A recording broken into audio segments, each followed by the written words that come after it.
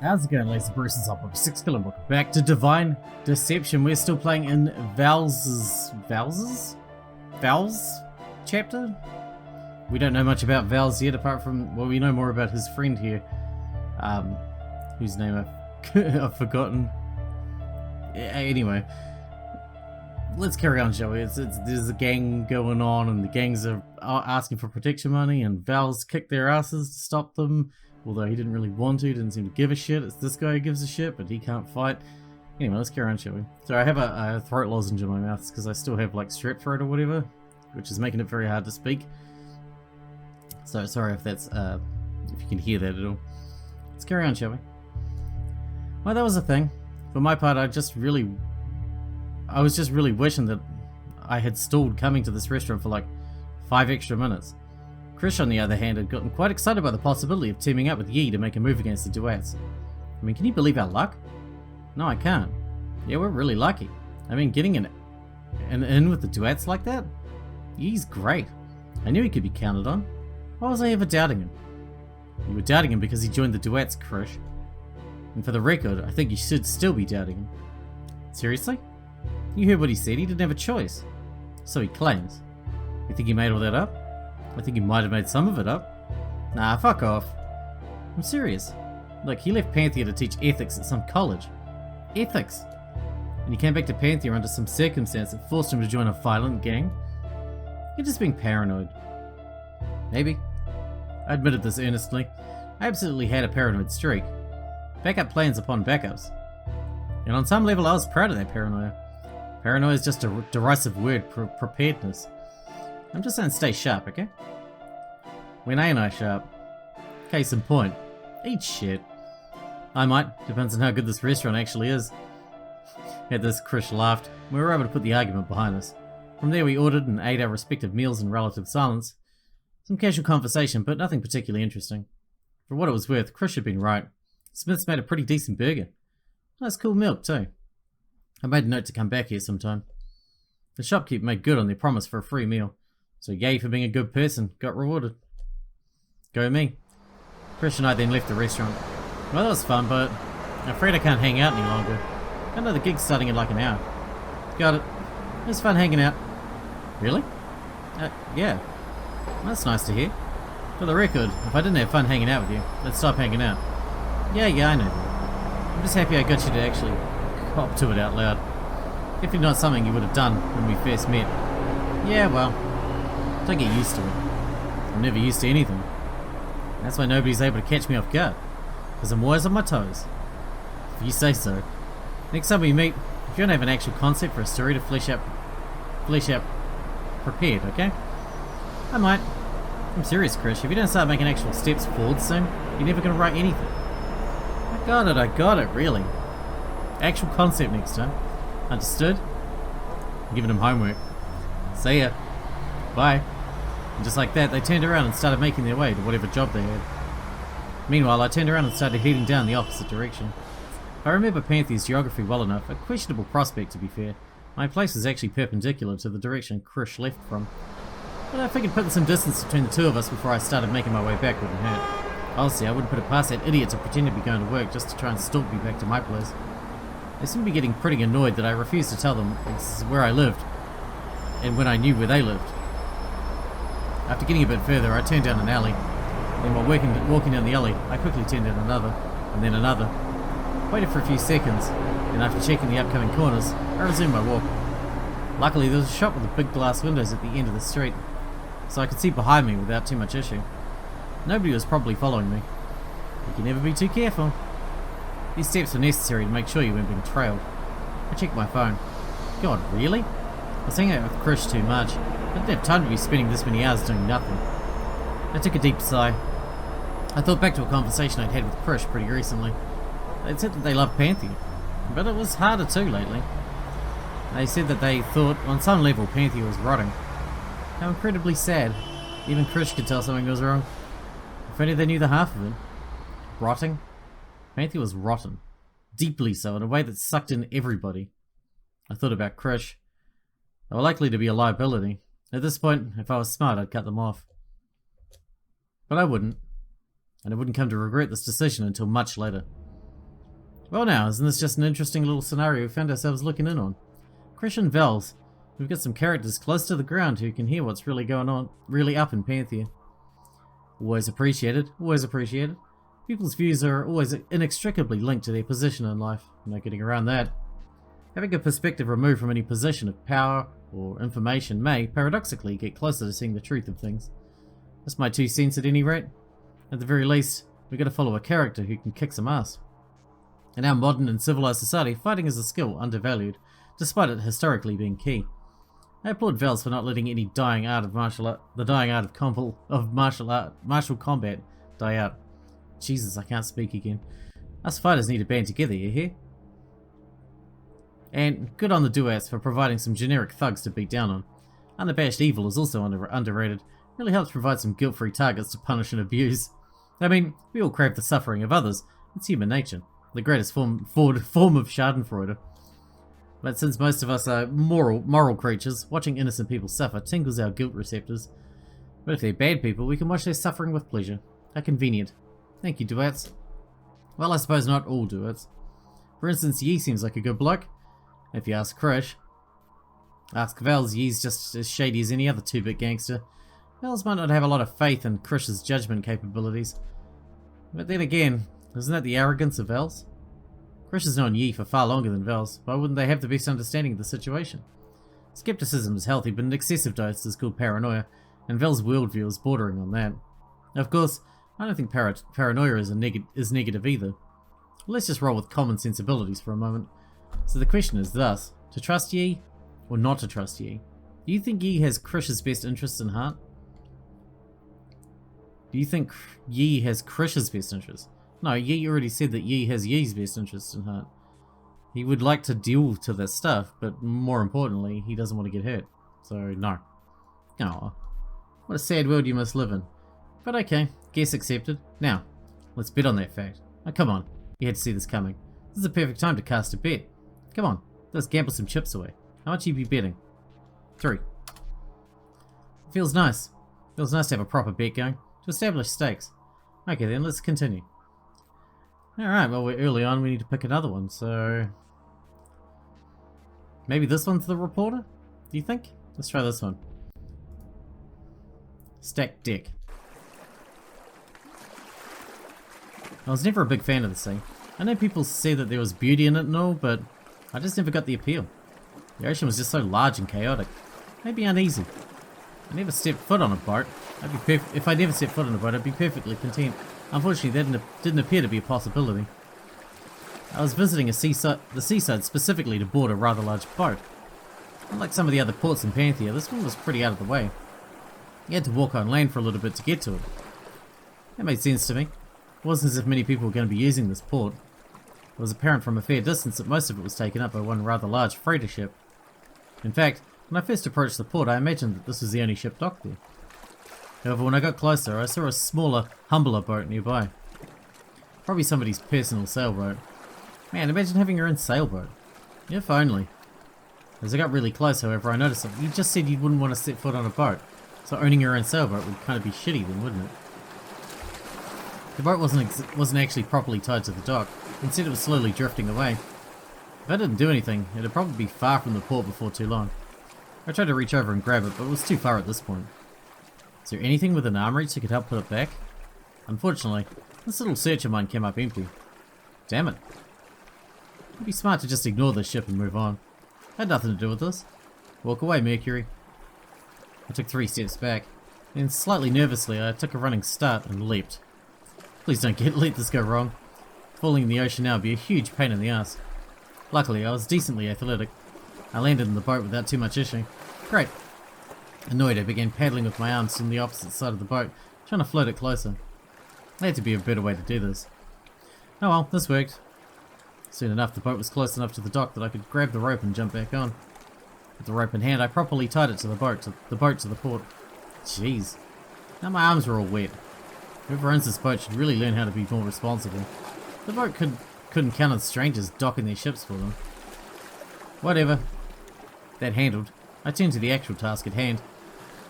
Before me, on the other side of the port, was a humongous freighter ship. Frankly, it was kind of ridiculous how large it was in comparison to the dingy sailboat I just boarded. And written across the side, in big white painted letters, the word "Manjet." I was in the right place, alright. This ship? If I was on the right track, the horrors that occurred on this ship? I shuddered. A part of me wondered if I should just casually be doing this by myself. This job felt like it'd be better suited for, I don't know, a cop or something? But that wasn't really an option. So I fell upon just some rando like myself to get the job done. With this thought, I get a buzz on my phone. Ugh, please don't be who I think it is. Yep. I'm texting someone I'd call a co-worker. Hey, where are you? God damn it. Are you serious? Now? I shot back a reply. Why do you need to know? Are you my keeper? I got another text. What? Look, I don't need to know specifically where you are. It just meant that you got a job to do. I'm aware. Are you aware this is my day off? Yeah, I know, you said that. I could really use your help. It'd be really helpful if you could swing by. I'm sure you can handle things by yourselves. If a single employee was really that important, I'd get decent pay. With that, I shoved my phone in my pocket. I didn't really have it in me to argue with my co-worker. Pain in the ass, more like. I worked myself to the bone day in and day out. I hadn't the time for myself in like weeks. I was owed a little personal adventure. Alright, back to the task at hand. How the hell was I going to board that ship? Now, if my intel was right, nobody should be on board right now. So then how would someone who was supposed to be on board get on? After a bit of looking around, I found a ramp to the ship at the end of the port. Oh, that's one way to do it. I walked over to the ramp and was greeted with a little chain fence and a sign prohibiting me from entering. Physically speaking, it didn't do much to stop me. Mentally, though, it did give me pause. Did I really want to do this? If I boarded this ship, best case scenario, I'd be committing a crime. And if the rumours were true, well, boarding a ghost ship didn't sound like my idea of a fun time. However, this hesitation was pretty brief. I didn't go all the way out here and clear my schedule to be turned away by a sign. Nobody would know if I just hopped aboard for a little bit. What's the harm? With that dismissive thought, I easily scaled the fence and made my way aboard the ramp. After a longer walk than I would have expected, I was finally aboard the Manjet. Sick. I began to wander around the top of the ship, just sort of exploring the area. There's really something to behold. Dozens of these large containment units were stacked all over the place. A lot of cargo ships would keep the units in orderly rows, but the Manjet had these spread out seemingly haphazardly. Part of me wondered if, when viewed from an aerial position, the containment boxes would spell out a word, or have some sort of design. The containers themselves were also notable. I'd always seen pictures of them, but this is my first time seeing one of these up close and personal. First time touching one. Up close you could really tell how many people just one of these containers would fit. Is this where it happened? Was I on the wrong path? Or is this the right place that... Shit. A deep-seated rage, one that I'd pushed down for a while, started to flare up again. Easy, Mercury. Calm down. Compartmentalize. From the start, I said I'd keep myself from getting too emotionally attached. That was a recipe for disaster. This wasn't some haphazard quest for vengeance. This is a search for the truth, plain and simple. But still looking around, it began to dawn on me. This is likely the location where it happened. The boat on which she died. Where she died, and nobody knew. Nobody cared. Well, not nobody. That's why I was here. I repeated a brief silent promise. A promise to nobody, a promise to set things right. Then I shook my head. That was my daily dose of sentimentality. Time for practicality. I didn't know exactly what I was looking for. However, whatever it was probably in one of these containment units. So, time to start looking around. As I moved from unit to unit, two things struck me. One, usually units like these should have some sort of locking mechanism on them. However, I didn't find anything like that. Maybe that was connected to point 2. Usually containment units, contain things. All of these were empty. For the time being, at least. Unfortunately for me, it also extended to being empty on clues. From unit to unit I searched, looking for any trace of, well, anything. But I faced with dud after dud after dud. It was the sort of reception that was incredibly demotivating. The type that made you want to just stop right there and then. But I'd gone too far to simply stop after a bit of resistance. Just keep searching. This persistence paid off before too long. In a red containment unit in the middle of the ship, I noticed something on the floor. I bent down and looked closely. Was I sure about this? Oh yeah, I was sure. This is definitely blood. Flecks of blood, most of it washed away. But looking closely, it was most definitely blood. Yeah, that was a bit concerning, but at the same time vindicating. Not as vindicating as what happened next. I was bent down, trying to look closer at the blood when the doors to the containment unit suddenly began to close behind me. Not because anyone closed it, mind you. It was just the sort of thing where the momentum of the doors did it by themselves. I At first I was annoyed. Because of that, the light in the unit had dropped drastically. However, as I moved to open the doors again, I thought I saw something with the little light that seeped in through the cracks. These doors closing wasn't a stroke of bad luck, it was a miracle. It showed me something that I easily could have missed. A message carved into the container's walls. With what I didn't know. I also didn't know if the message remained because the owners of the ship didn't think it was worth the effort to erase, or if they simply never noticed it. But I'd noticed it. Don't trust the devil. They lie. To most this has come off as the ravings of a madman. Not to me. I knew exactly what this message meant. And I knew who had left it. I chuckled to myself, but I felt like tearing up. It wasn't just this ship. She'd been in this very container, and she'd left me a message. It was an important message, of that I was sure. I didn't know how, but it was really important. I couldn't believe what a stroke of luck this was. Honestly, I figured that actually visiting the site like this would be a waste of time. Even if I was right about everything, the idea that there would be any trace of that left, well, it was a naive hope at best. But apparently luck was on my side. I wished. No, I wasn't lucky. Karma was just giving me a little advance favour. It needed to keep the scales balanced for what was about to happen next. This discovery should have had me invigorated. Instead, for whatever reason, I felt exhausted. That didn't feel right. Sure I'd been working myself to the bone lately, but I shouldn't be this tired. Oh, it was still a day out. I shouldn't be... Why was I so sleepy? I yawned. Uh-oh. My instincts were flaring up, giving me the equivalent of red alert. This is bad. Really bad. But what could I do? As soon as this thought crossed my head, I felt my feet beginning to wobble. Whoa! Alright, let's just... I made my way to the floor on my own terms, aware that if we weren't doing this, I'd soon be falling to the floor anyway. Then, when I finally lay flat, it all slipped away. The boat, the container, the message, consciousness. All I could feel was the slow, calm rocking of the boat. Back and forth, back and forth.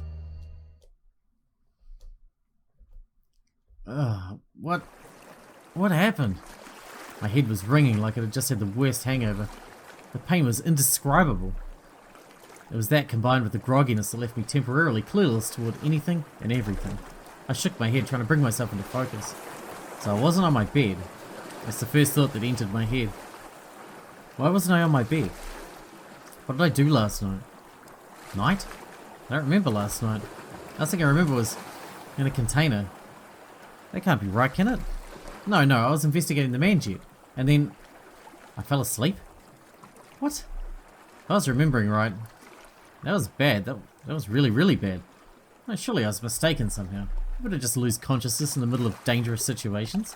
In fact, those are the times where very specifically people are not likely to lose consciousness. I hadn't done anything that would correspond with losing consciousness. I hadn't seen any drugs being pumped into the container, nor a grenade of some sort. But the moment I laid my eyes upon that message, I fell to my knees defenseless. It was like this boat really was cursed. Okay. Let's not get ridiculous here. Curses don't exist. I mean, if they did exist, a ghost ship like this is 100% absolutely the place they'd reside. But that doesn't matter because they don't exist. I was a logical person. I knew better than to believe in the supernatural. Ghosts and ghouls were just make-believe scapegoats people created in times of high stress. Correction, weak people created in times of stress. And I wasn't weak. There was no curse. This wasn't a ghost ship. I'd be fine. Not wallowing in the darkness of this container. I probably just had a moment of heat stroke. In all likelihood, I'd only been out for a couple of minutes. Time to resume my search. I reached around the container walls, and before long I felt the doors. I pushed them open, shielding my eyes, expecting to be blinded by the sun. How good was I shielding my eyes? I looked up and my heart sank. I could see outside, but not because of the sun. All I could see was the same moonlit ship I'd explored seemingly minutes before. Okay. This wasn't the time to panic. This didn't look or feel good. True, but it was no time to panic. Panic would just make things worse. So it looked like the heat stroke explanation was out. Or actually, maybe not. Maybe heat stroke could put you to sleep for hours. I wasn't a heat stroke expert. The point is, I've been asleep for longer than expected, but that was fine. As I took a step out of the container, I nearly fell over. I felt as though the rocking of the ship had gotten worse. Easy there. Again, I looked to the sky only to find stars and clouds and a bright moon illuminating everything. It wasn't quite a full moon, but it looked close enough to one that you could mistake it. It was honestly quite beautiful. That is, had it not been for every other detail about where I was at this point, I would have found it quite beautiful. At the moment, I could only acknowledge its beauty on a logical level, unable to make it an emotional one. So what now? Not really a question. I found all the confirmation I needed, and a good hint to boot. Time to cut my losses and run. I began to walk to the edge of the ship by the dock. Whoa, easy there. I don't remember things rocking this much. The waves must have gotten worse. That was my theory anyways, before I reached the side of the boat. However, as I approached that side, I saw something in the distance. I saw land. I saw Panthea. Wait, if that's in the distance, then... My walk turned into a run. As quickly as I could, I made my way over to the side. There I looked down. We were at sea. The main jet was at sea. And I was on board. Immediately I started imagining if I could just swim to shore. But by my estimate, I wasn't too far from shore. People have swum tens of miles in the past. Surely I could get back to shore, right? It was the dead of night. The water was almost certainly freezing cold. And who knows what creatures were in the water. What if the main jet decided to make its way back to shore and just ploughed right over me? I was never a great swimmer. No, swimming back to shore was just as dangerous as staying aboard. Okay, so now might be a more appropriate time to panic. No, panic was the worst thing I could do at a time like this. Let's try and think logically about what to do next. Try and analyse whether or not I was in any real danger. That was a smart thing to do, yeah? Which is why it isn't what my body did. My body immediately began pacing around like a nervous mess. My legs refused to stay still. My hands shook for no apparent reason. My ears began playing tricks on me. But my eyes, they started really looking at the ship. This wasn't a normal cargo ship, was it? Look at that on the ground. That was dried blood, right? I couldn't be sure about that. I was viewing things under the light of the moon. And more importantly, through the lens of a panicked person. Obviously, things would look worse than they really were to me. Still, the main jet wasn't a friendly environment. The floor was a rusted metal. Across the ship there were these accursed containers stacked as high as the eye could see. They made this top floor like a maze without a clear path through it. This is the place where people got murdered. This was fodder for cheesy horror movies. Pull it together. Pull it together. I was honestly a bit disappointed with myself. I always thought I had pretty good nerves under a lot of pressure, but right now I was unravelling at the seams. I guess this is just a whole nother level of fear, one I've never been exposed to. Would it be more accurately described as another type? It was at about this point that, once again, I thought I heard the faint sounds of screams. Okay, wait just a second. I thought at first my ears were playing tricks on me, but just then I definitely fucking heard somebody screaming out in pain. I couldn't quite tell from where, but that was an actual scream. Right? Fucking ghost ship bullshit, goddammit.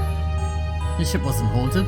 Ghosts didn't exist, and if they did, if all they did was make very faint screaming sounds, they were pretty shitty ghosts. Nothing to be worried about. Put yourself together. Seriously. Why do I keep jumping to the supernatural to explain things? I probably was just hearing screams. Nothing to worry about. Hold on a second. That was worse, wasn't it? Thinking about it, yeah, if I was actually hearing screams, that seemed very bad. Considering the rumours about the man jet, the fact that it was currently at sea, if I was hearing screams on the boat, it was with nowhere to get off it. You know, people were always so skeptical of ghosts, but really, it was a plausible enough idea, right? This was a place with a lot of tragedy. Sure, it could just be ghosts. Stupid. It wasn't ghosts and it wasn't real. It was just my ears playing tricks on me. I need to shape up and think about some actual next steps. What could I do in a situation like this? What did I have on me? My phone, yeah, my phone. How could I forget such a simple thing? In this modern era, you're never truly stranded from the world. Not when there's a convenient escape hatch in your pocket 24/7. I let out a sigh of relief. Thank God. For a minute there, I really thought I was in a bad situation. Instead, I was a few buttons away from safety. Thinking about who would actually bail me out, especially at this time of night, did give me a moment's pause. It was going to be a hell of a sell. Whatever, I'd cross that bridge when I got there. First open up the phone app. What do you mean no service? What do you mean no service? You're fucking me. You're actually butt-fucking me right now. What sort of fucking city cell plan did I have? No way in hell was this a coincidence. Something was blocking the signal. You're out on the ocean. How many fucking cell towers are built in the ocean? Hopefully, something supernatural. Alright, fine, fuck. At least I had a phone. Anything else on me? At least you can play Snake while you wait to die. Any weapons? No? Great. Alright, well we might as well wander around the hull and see what I can see. I tried to find what might be a main console or maybe a cockpit. I didn't know boat lingo. I was kind of wandering aimlessly, but I stopped. Dunk. I continued to wander some more. With the boat's geometry, the thing I'd been looking for would likely be in the middle of the boat, left to right wise, and either on the front or back. It was hard to tell which was which, Frank. Again, a frozen place. Okay, seriously, what the hell was happening? I was losing my mind. I was hearing footsteps. Which, okay, that was bad enough. But the fact that they were stopping when I stopped? That meant I was being stalked. I look all around to no avail. I tried running all around the container. I did 2 circles before I felt like too big of an idiot to continue. Fuck this. Hey, who's there? No response. Of course not. I just want to talk. Please just come out. Really? I consider saying I don't have a weapon or anything. On the other hand, given my situation, I should I be advertising the fact that I was defenseless? Some part of me thought not. You're really freaking me out, person. The wilt in my voice probably made that clear enough without me stating that aloud. Okay, fine. Maybe I was losing my mind. Maybe I was imagining the footsteps. Maybe I was imagining the screams. Maybe I was imagining this whole thing and I was actually safely dreaming back at home. If only. If my stalker decided to make themselves known, good for them. In the meantime, I continued my search. I continued to walk until I thought I spotted something on the floor. With only the moon as my light, I nearly missed. And how could I miss such a big puddle? Puddle of what? The pale blue light made the colour hard to see. Annoyed, I took out my phone and put on the flashlight mode. After a moment, I really wish I hadn't. That was blood. Yep, okay, this was officially bad news. This is always above my pay grade, but this really was the last straw. Not old blood. Oh, no, that would have been too kind. Fresh blood. Wet blood. Blood not yet mopped up. Blood from somebody who had been bleeding on this floor recently. Cool. Very cool. In a sense, it was comforting. Ghosts didn't bleed. Probably. Well, if they did, they bleed ghost blood. Wait, what if this is ghost blood? I haven't touched it. Maybe it was translucent or something. I wish my brain was joking when it had that thought. The fact that I was sincerely entertaining such notions was so pitiful that I felt like laughing. I just had to keep moving. I couldn't think about it for too long. Just, block out the blood. Not a relevant detail. After a bit more wandering, I found something actually promising. It was a double doorway to a room above deck. A brief glance through the windows revealed that this room actually housed stairs. Stairs that led further inside this beast of a ship. To whatever structures lay inside this thing. It was something, right? Probably worth checking it out? Or maybe not. Maybe I could just go back to that container I slept in and go back to sleep. Maybe by the time I woke up next, it'd be daytime again and the boat would be parked again and I could just get about on my business. Some part of me doubted things would go that smoothly. But even if it wouldn't go smoothly, it didn't mean I should go and instead go deeper into the super sketchy situation, right? All the tenets of common logic said that nothing good could come of opening these doors. Hold on. What if getting stranded on the ship wasn't a bad thing? What if it was an opportunity? Instead I came looking for the truth, so then shouldn't this be a great chance? If I wanted the truth, I'd probably lay below deck, so then why not open the doors? For the reasons I just outlined, brain.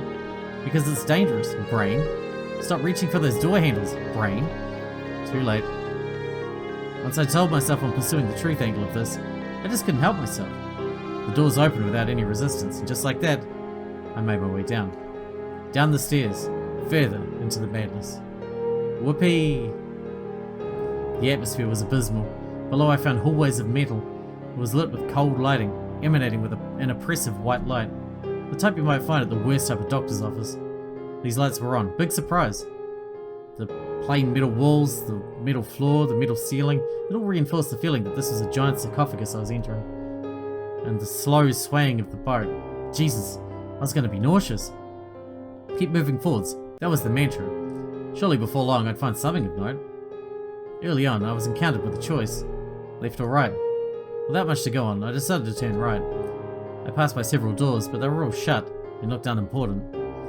But just moving straight, I soon found a door that was hanging open.